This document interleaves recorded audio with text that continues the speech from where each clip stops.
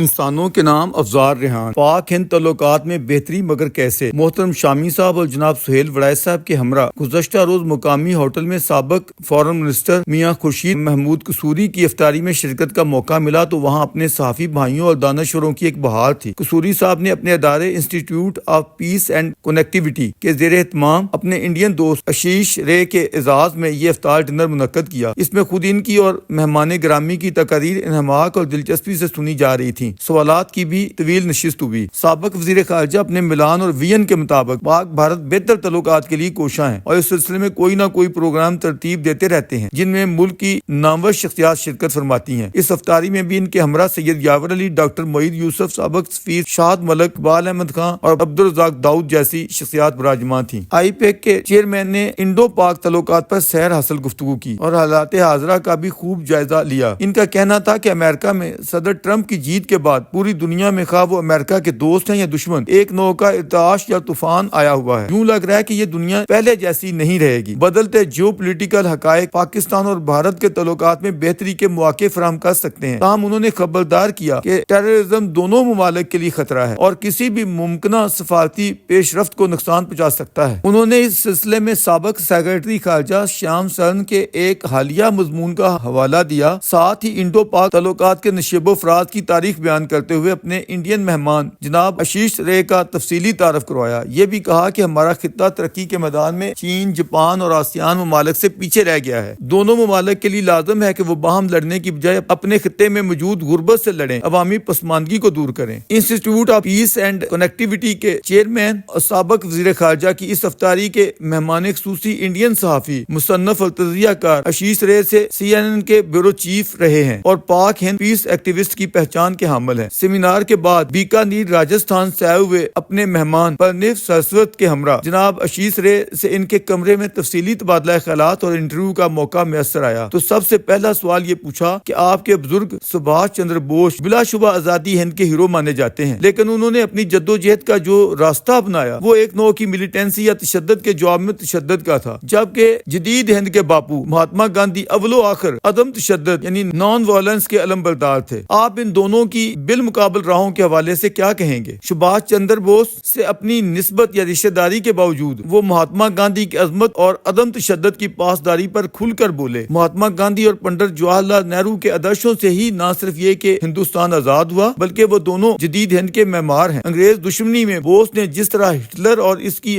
ہم نوا طاقتوں سے تعلقات استوار کیے، آشیش رے کے جواب سے ایسے چبھتے سوالات کی نوبت ہی نہ آئی۔ البتہ آئین سازی کے حوالے سے انہوں نے انڈین آئین کا تقابل پاکستان سے کرتے ہوئے یہ ضرور کہا کہ پاکستان کے آئین میں مذہب کو مقدم رکھا گیا ہے۔ اس حوالے سے ضرور امتیازی رویوں کی نشاندہی کی جا سکتی ہے، جبکہ انڈین کانسٹیٹیوشن یا سنویدھان میں کسی نوع کی مذہبیت نہیں ٹھونسی گئی۔ پنڈت جواہر لال نہرو تو ویسے ہی ایتھیسٹ تھے اور کسی مخصوص مذہب پر یقین نہیں رکھتے تھے، جبکہ مہاتما گاندھی انڈین سوسائٹی اور زمینی حقائق کی مطابقت میں تمام مذاہب کے احترام پر ایمان رکھتے تھے اور کسی ایک ریلیجن کو دوسرے پر حاوی کرنے کے خلاف تھے۔ جدید انڈیا کی بنیادیں انہی آدرشوں پر استوار ہیں۔ اس سب کے باوجود پرائم منسٹر مودی اور ان کی BJP کے دور میں مذہبی تنگناؤں کی آوازیں اٹھتی رہتی ہیں، اگرچہ یہ حکومتی سطح پر نہیں ہوتی، مگر ان کی پارٹی کے لوگ اس نوع کے تعصبات سے ہو گزرتے ہیں۔ اس سوال پر کہ ہمارے ہاں تو غیر سرکاری طور پر مختلف نوع تنظیمیں جس نوع کی نعرے بازی کرتے ہوئے نفرت انگیزی اور تشدد سے کام لیتی ہیں، ان کا تقابل اگر ہندو نعرے بازوں سے نہ بھی کیا جائے پھر بھی یہاں تو سرکاری سطح پہ اس نوع کے امتیازی رویوں کی بہتات ہے۔ انڈین مصنف اور صحافی کا استدلال تھا کہ